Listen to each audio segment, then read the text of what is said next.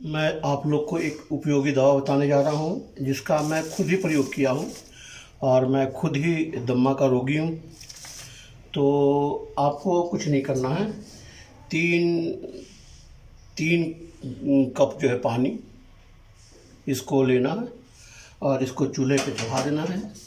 उसमें 5 साबुत पत्ते पान के यूँ इसको धोकर और इसको फिर इसको आप पानी में डाल दें। हल्की आंच देकर इसको आप हल्की आंच पे इसको चढ़ा दें।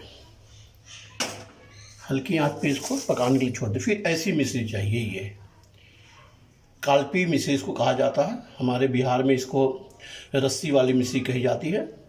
तो इस मिश्री को आप तोड़ दें और स्वादानुसार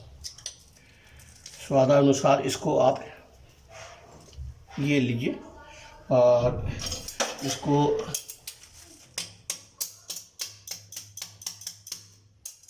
स्वादानुसार जो है इसको पानी में मिला दें, है ना। इसके बाद जब ये पानी जो है जब 1 कप या पौना कप बच जाए तो फिर इसको आप 2-3